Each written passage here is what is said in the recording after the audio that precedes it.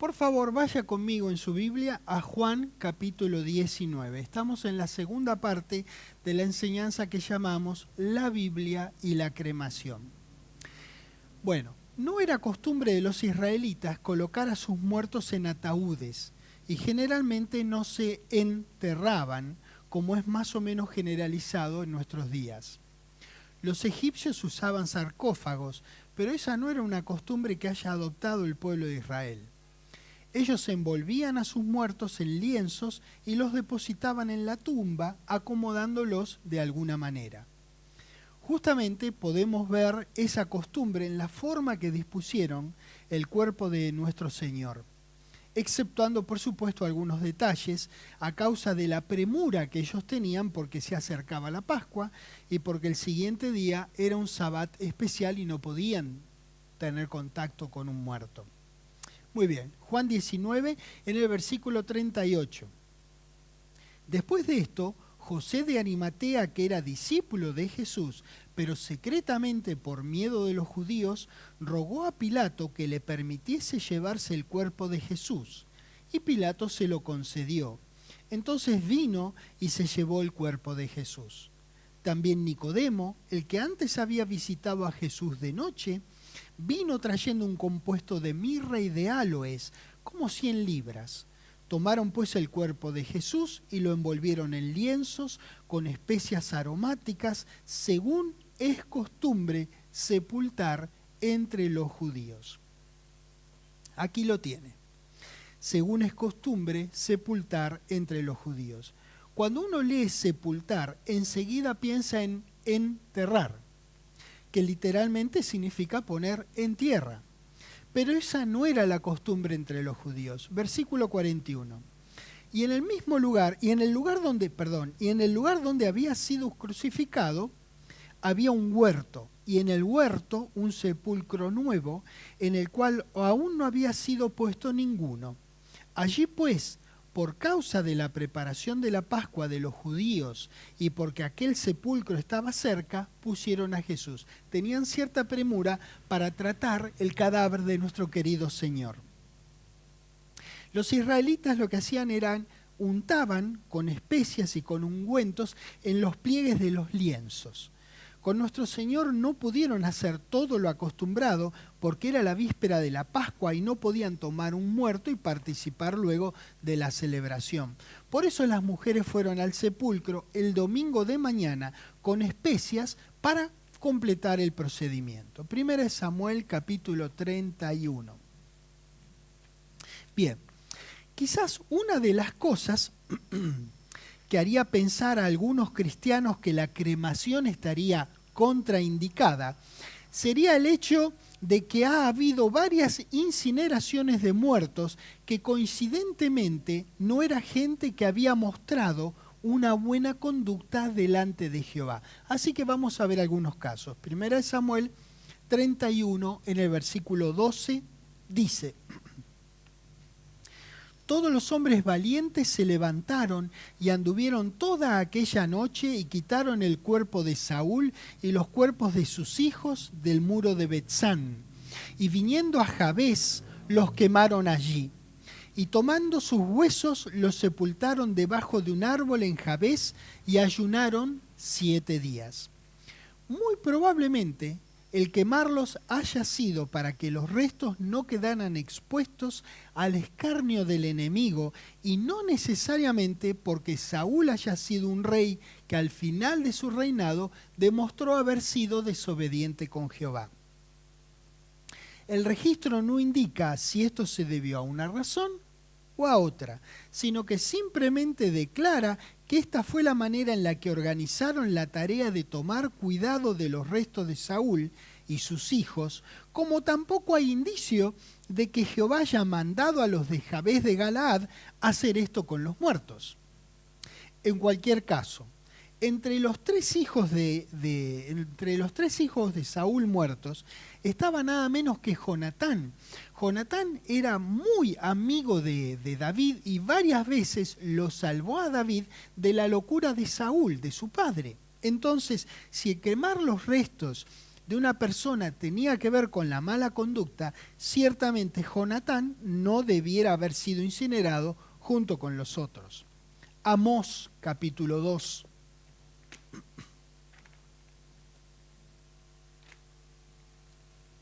Amós 2.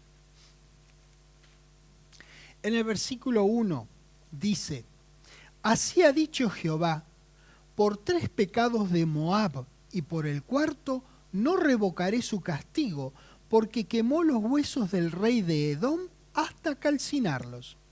Por empezar, Moab era una nación enemiga de Israel, y uno podría pensar que sin importar cómo hubiesen maltratado los restos del rey de Edom, Jehová se hubiera enojado igualmente. Aquí no habla de haber quemado el cadáver, sino lo que quedaba de él, sus huesos. Si el rey al que se refiere tuviera vida por siempre, el que sus huesos hayan sido calcinados no lo afectaría en cuanto al momento que sea su resurrección. Levítico, capítulo 20. Génesis, Éxodo, Levítico 20.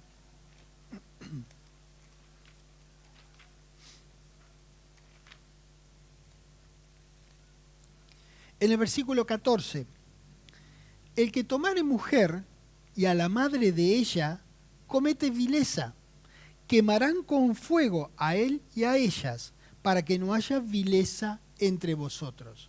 Y ahí mismo en el mismo Levítico, pero en el capítulo 21, en el versículo 9 dice: y la hija del sacerdote, si comenzare a fornicar, a su padre deshonra, quemada será al fuego. Bien. Obviamente estos versículos tratan sobre quemar al transgresor, lo que no nos obliga a asociar todo fuego con transgresión. Existen varios registros en la palabra de Dios en los que el fuego era encendido por Dios directamente como indicación de que él aceptaba la ofrenda de corazón que le hacían. Claro, yo sé, es cierto que las ofrendas eran de animales, pero en cualquier caso, el fuego, en ese caso, indicaba aceptación por parte de Dios. Así que el hecho de que haya fuego no necesariamente indica que haya habido una vileza cometida, como tampoco significa que cuando una persona es quemada sea aceptada por Dios. No una persona, sino un cadáver, por supuesto. Bien. El registro que vamos a leer ahora, les pido que por favor pasen a Josué, relata la consecuencia de que Acán haya tomado del botín de Jericó y lo ocultó. Debido a esta acción, Jehová no estuvo con ellos en la siguiente batalla y la perdieron. Así fue que Josué revirtió la situación de la manera siguiente, que vamos a leer en Josué 7, en el versículo 25. Y le dijo Josué: ¿por qué nos has turbado? Túrbete Jehová en este día.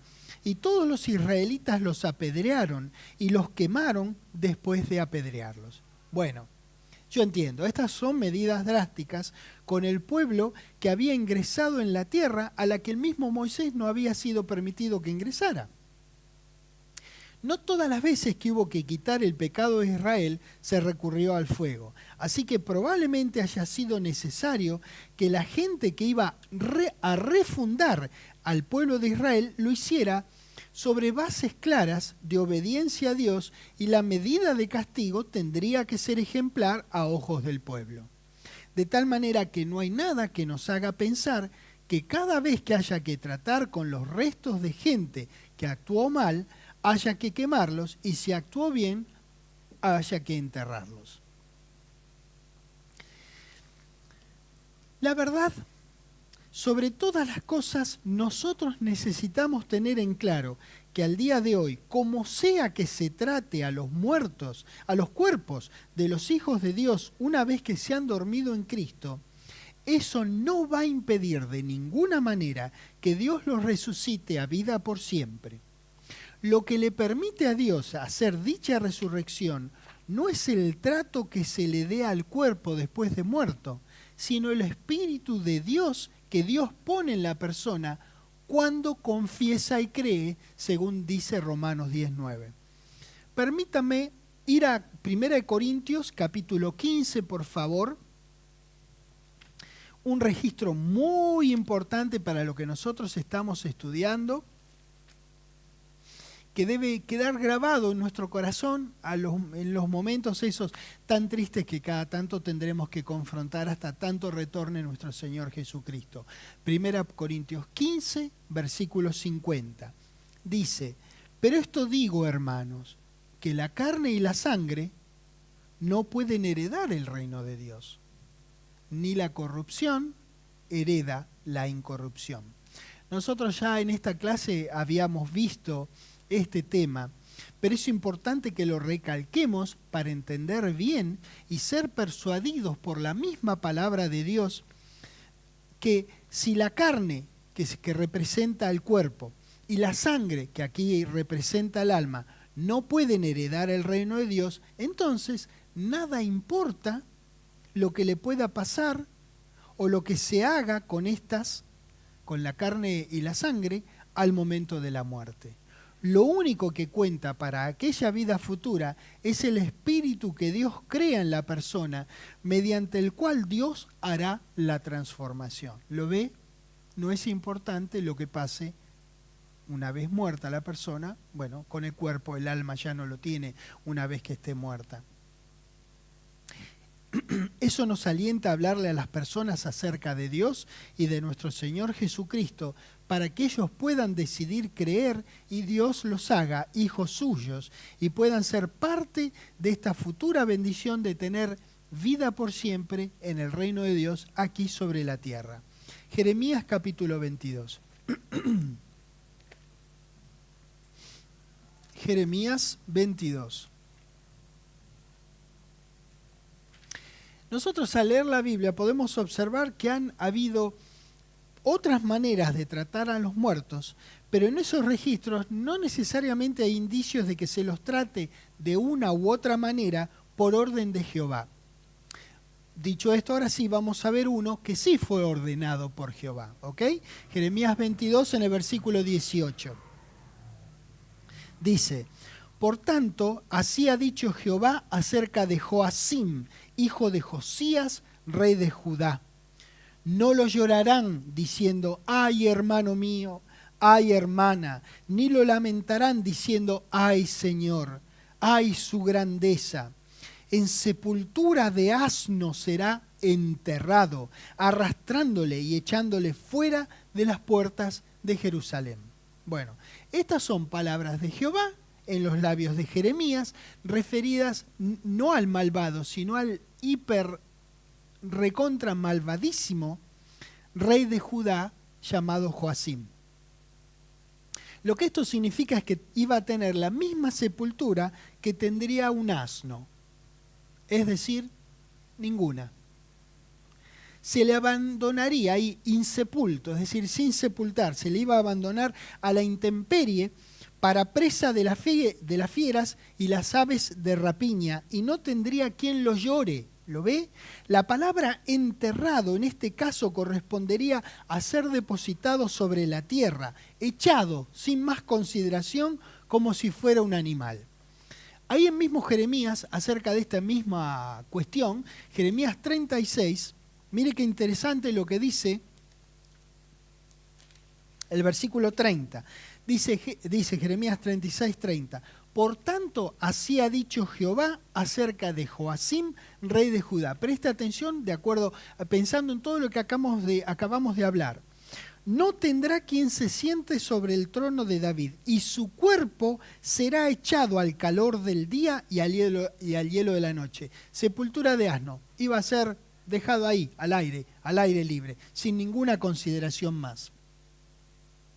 Si el incinerar el cuerpo fuera indicado para los malvados, entonces este rey, les digo, si leen la Biblia en Samuel y en Crónicas acerca de este malvado rey, bueno, leen también Jeremías, este fue muy malvado, fue un rey malvadísimo.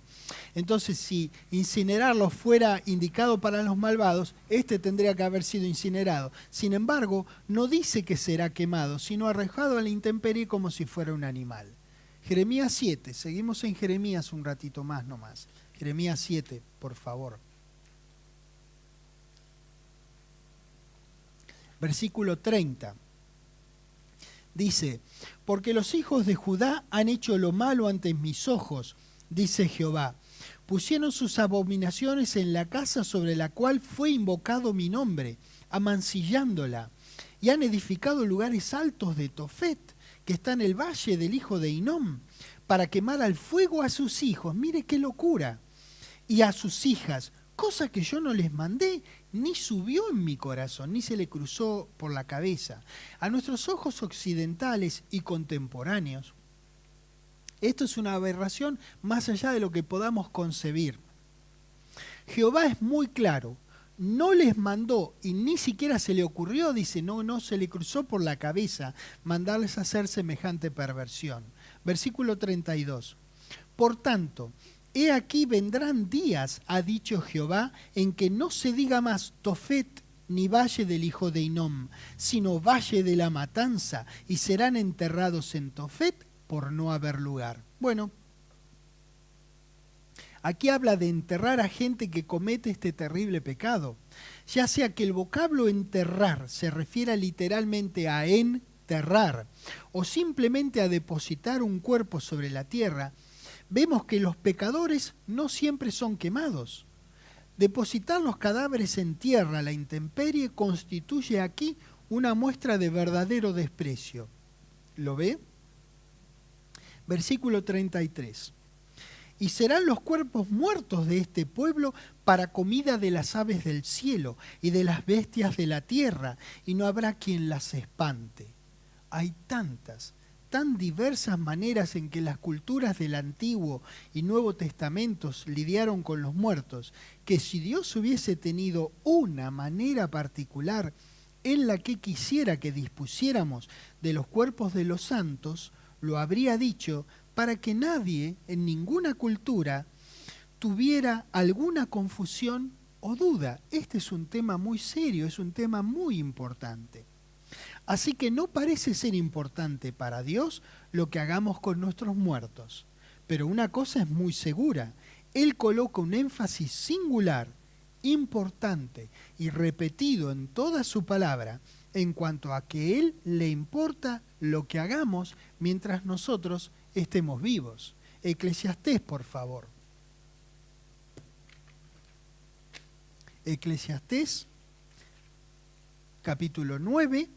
Miren qué interesante este versículo, el 10, Eclesiastés 9:10, dice: todo lo que te viniere a la mano para hacer, hazlo según tus fuerzas, porque en el Seol, a donde vas, no hay obra, ni trabajo, ni ciencia, ni sabiduría.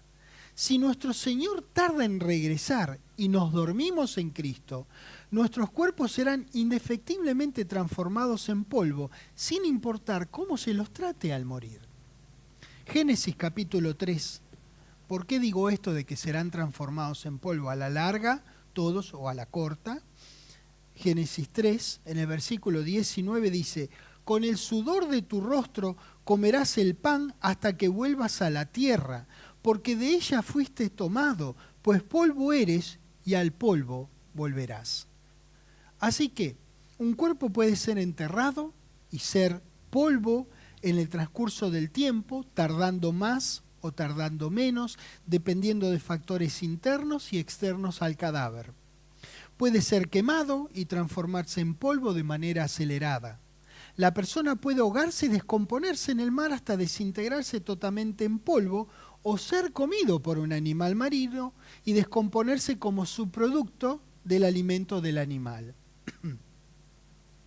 Lo mismo si es comido por un animal terrestre, o un ave, o insectos, o una combinación de ellos. siempre se termina en polvo, no importa qué se haga con el cuerpo.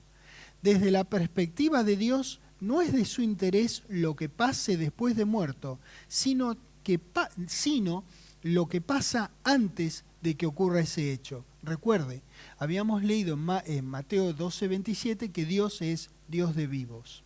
Juan capítulo 8, por favor. Bueno, ya hemos documentado extensivamente en este estudio que los muertos están muertos y que no hay tal cosa como vida inmediatamente después de la muerte.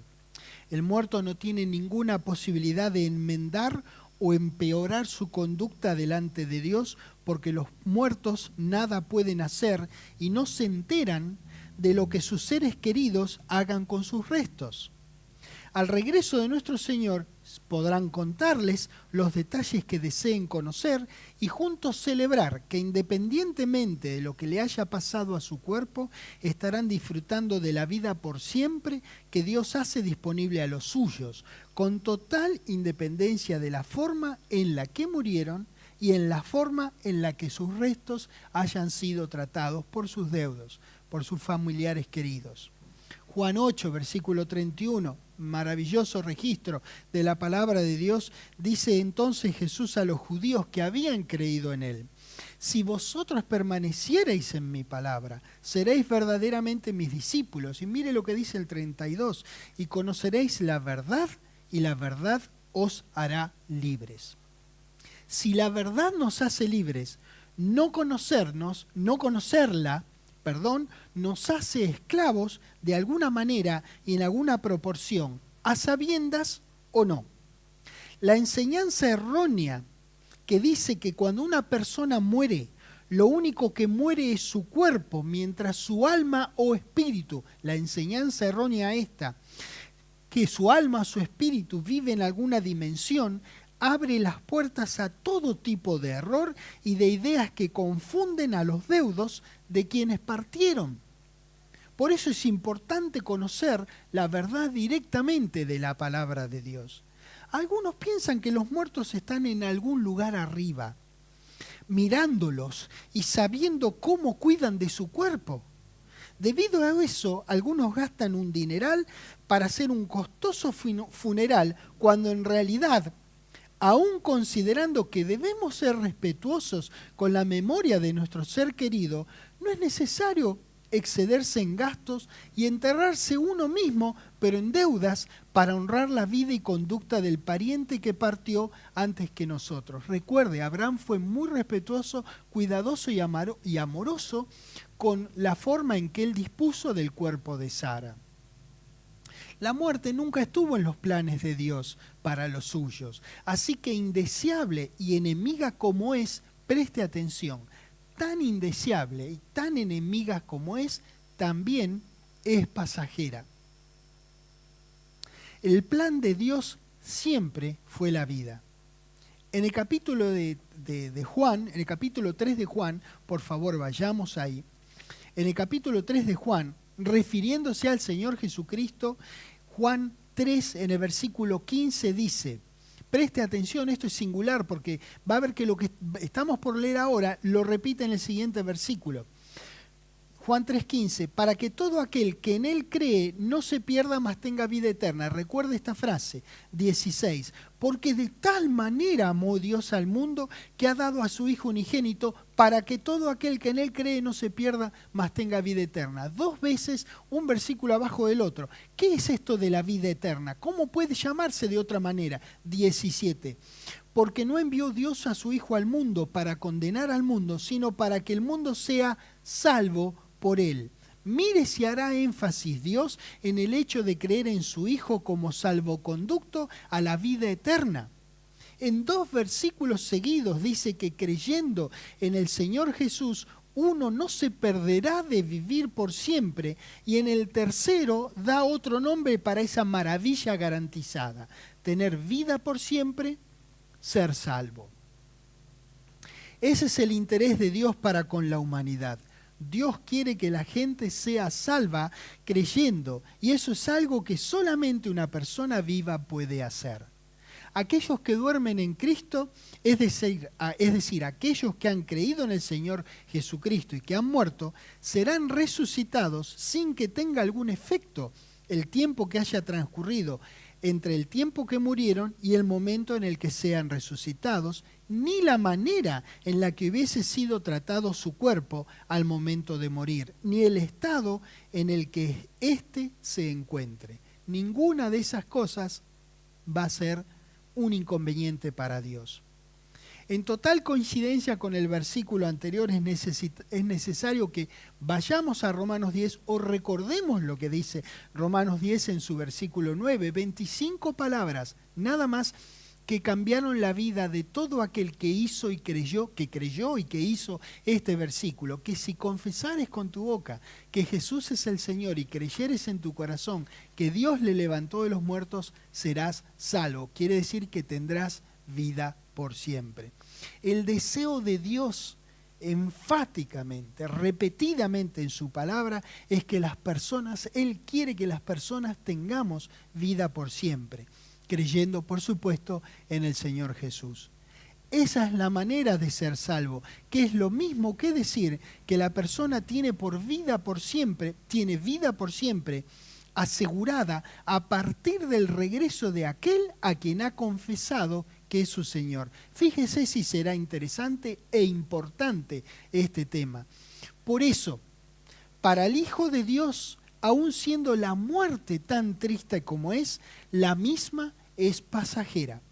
Y es también el final de esta vida, pues le espera otra, nos espera otra cuando sea resucitado, no al instante de morir, sino cuando retorne nuestro Señor Jesucristo. Concluyendo, la Biblia no habla de cremación como para indicarla o como para prohibirla. De la misma manera, calla en cuanto a alguna forma correcta de disponer los restos de una persona, pero sí concluimos en que hay un modo correcto de conducirse en la vida.